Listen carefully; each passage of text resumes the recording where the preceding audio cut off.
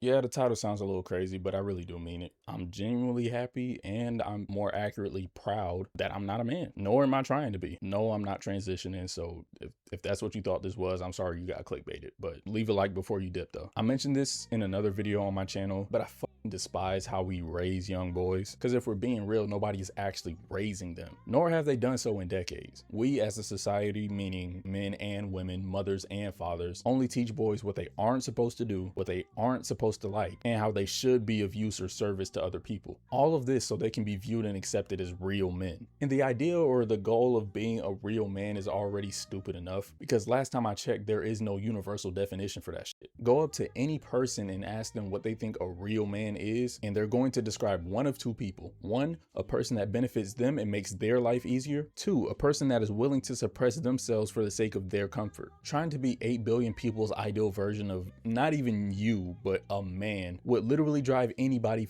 insane. And it's an uphill battle that I'm not willing to fight, because every individual's version of a real man is just one that appeases their specific tastes and preferences. And I'm not necessarily implying that's wrong. I'm just saying I think I finally got to a place where I'm okay with not being everyone's ideal. Like, I have uncles that I love to death, but they pretty much all had the same mentality of boys need to be hard, boys need to be tough, can't cry in public, can't get too emotional unless it's about a sport or physical activity. And I can see every bit of that philosophy in the boys that they raised. Poor emotional literacy, false bravado, overly aggressive mannerisms. It's all performance upkeep, because in their head, they're probably thinking, dad told me this is what masculinity looks like, so I have to make sure I uphold that image at all times. So now I enter the picture wearing clothes that are a little more gender neutral, speaking softer, or doing anything that didn't align with what they were told a boy should be. Now I get looked at funny. Like, I would try to get involved in conversations with them at the family gatherings, and either I would get dismissed quickly or I would get ignored altogether. And it wasn't until I got involved in physical activities with them, like playing football or something, or I started talking about my relationships with women, that I was somewhat treated as an equal to them. And before you say it, no, this is not a unique experience to me. I was not a black sheep in the family, at least I don't think so. My cousin can tell you, until he got in trouble and suspended for having a sexual experience with a girl in school, our uncle told him to his face he thought he was gay. Again, love my family dearly, but this is the perpetual bullshit that men, and especially black men, have to sift through in order to be acknowledged as a man. Like, I was a 10, 11, 12-year-old kid constantly questioning myself and my sexuality because everyone around me questioned it when I was simply expressing interest in things that I felt would bring me joy and happiness. Why was I not allowed to have the last toy car on the shelf because it was pink? Why, when I asked for a purple foam ball, did you ask me, was I sure I didn't want the blue one? Why are we teaching boys to constantly qualify themselves for a role they had no choice in signing up for in the first place? And that's the kicker right there. There is relatively only a handful of men on earth that can tell you what true masculinity actually looks like. But I can guarantee that there is a large majority that can instantly give you a list full of things that masculinity is not. And here's what's so fucked up about the whole thing. We, and when I say we, I mean society as a whole, tell boys throughout their most impressionable and developmental years to ignore their nervous system, suppress their emotions, and hold themselves back. And then we turn around and act shocked that we have a generation full of emotionally unavailable meatheads that don't know how to be there for anyone because any semblance of emotional sensitivity was scraped off of them when they were 12 years old. And I really don't want to be a trend hopper, so I'm probably not even going to make this the title of the video. But if you don't pay attention to social media, or at least the live streaming side of it, a content creator by the name of PlaqueBoyMax was recently at Streamer University, hosted by Kai Cenat, and then he was approached by this other streamer who was there last year named OJ. And in this confrontation, OJ pretty much condemned everything about Max's aesthetic choices. He called him a demon, he told him his parents weren't proud of him, and he said his future children would be ashamed of him. All in one singular rant, by the way, uninterrupted,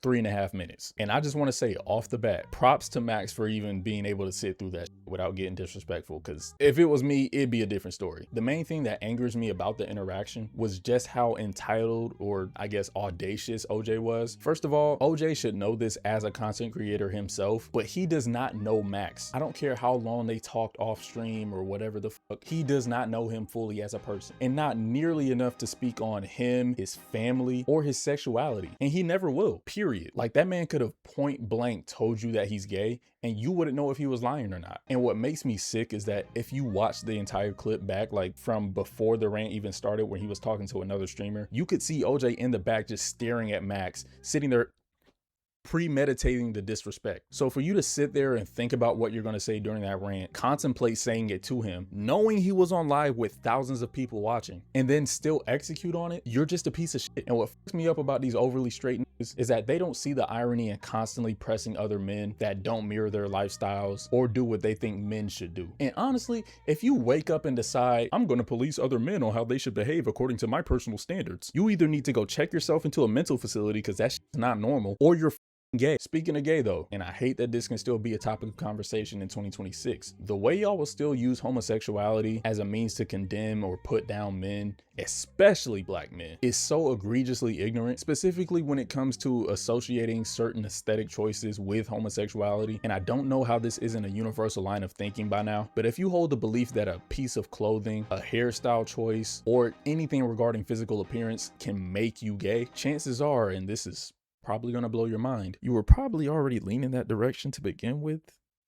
And I'm going to say something that a lot of guys that bash expressive men are going to have a hard time wrapping their heads around. But when you tell a person that presents themselves a certain way to just be themselves or to do them, you do realize they're already doing that, right? Like trying to goad them into coming out or admitting to be a certain sexuality is kind of pointless, because clearly based on how they present themselves, they're already doing whatever the fuck they want to. So don't you think if they wanted to mess around with other men and have relations with them, that they would already just do it? And if that didn't register correctly, let me rephrase it a little bit.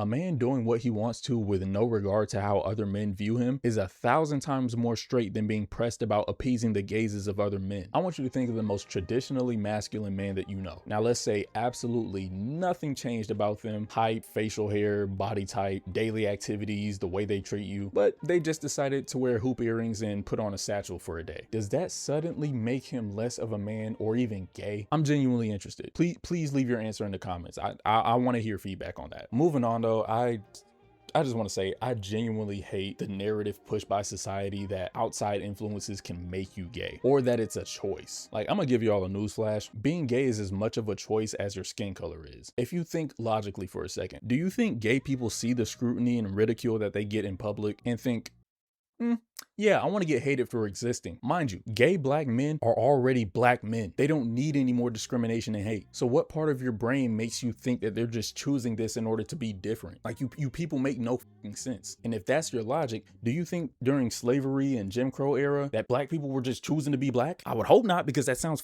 stupid. And don't even get me started on religious people, man. Like, I could really go off on y'all right now, but I gotta say that for a separate video. So I'm gonna keep it brief on this. Every time I witness it, I always walk away feeling the same secondhand embarrassment. Like, imposing your lifestyle onto other people is not the same thing as standing for your beliefs. And if your lifestyle includes exiling people for simply having a preference that doesn't affect you in the slightest, then the conversation has completely left God and is now about you. And obviously this doesn't apply to all religions or religious people as a whole, but there is a large portion of the population that will disrespect an entire group of people while claiming to uphold divine values. But I'm gonna let you in on a little secret real quick. There is nothing divine about ignorance. And speaking of ignorance, can we just talk about homophobia for just 1 second longer? Just 1 second. And I want to get the most obvious and surface level answer out of the way real quick. Of course, homophobia is a product of social conditioning. The way you're raised is the way that you view the world. So men that are brought up not only being told what isn't for boys, but being met with psychological and sometimes even physical punishment for indulging in those things, more often than not end up lashing out at other men that can freely express themselves with the things they got abused for even considering indulging in. Basically what I'm saying is, and this might be a hot take, I'm not gonna lie,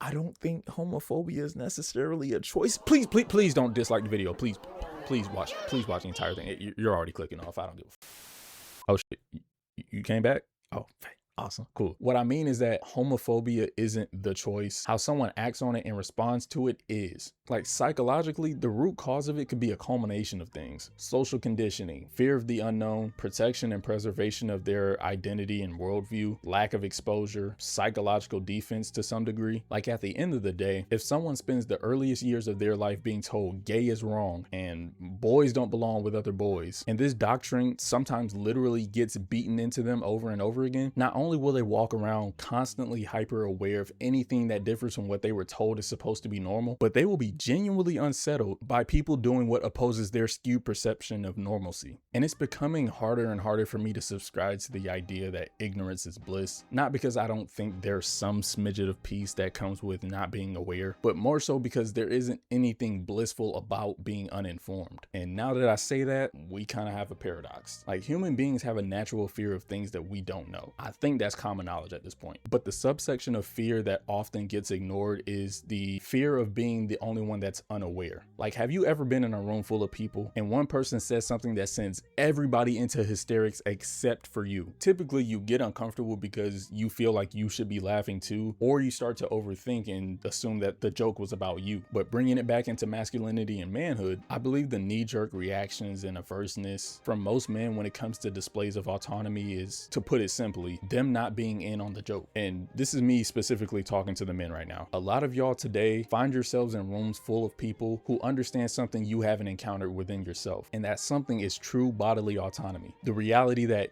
you don't have to be anything but happy with yourself is a big mindset shift to make at the drop of a dime. I understand completely. I'm well aware. It's taken me the better part of 25 years to realize, but I'm the master of my own universe. My personal opinion on the easiest way to go about it is to just get comfortable in your own skin. Look yourself in the mirror and truly observe what's there, not the potential for what it could be. I realize, in the middle of writing this script, I haven't given much personal reason to why I said what I said in the beginning specifically, but the main reason I'm proud to not call myself a man is because of the prerequisites that come with the label. If I were to simply have a text conversation with someone and I was 100% anonymous, they didn't know what I looked like or what I sounded like, I can almost guarantee their mindset about me would shift the second I reveal to them that I'm a man. Because men, more often than not, are seen as men before they're seen as humans. And I know exactly why. Like, there's plenty of males on the planet that don't deserve to walk around freely with the rest of us. But right now, I'm strictly just speaking for myself. My routine consists of me waking up every day, getting ready, and trying to hold myself together while society views me under a magnifying glass to make sure I'm living and behaving the way I'm supposed to. And I've grown tired of having to worry about looking like a real man. For who and for what? Nothing I do to myself or for myself should have any substantial impact on someone's life as long as I'm not using their name or their reputation. Quick little lore drop. I was in a psychiatric facility recently, and during my visit, I had a brief conversation with my parents. And you know what both of them told me? Despite that easily being the lowest point in my entire life, they said they were proud of me. Why? For going to seek help.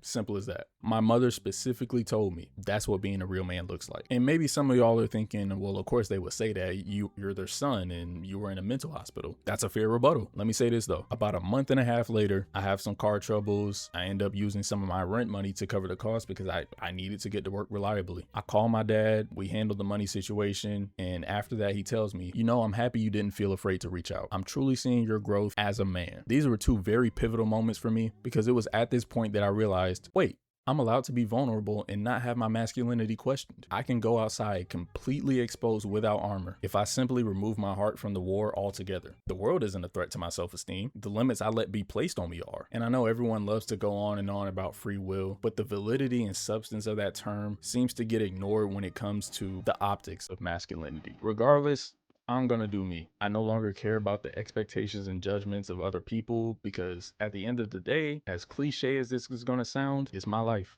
It's not yours.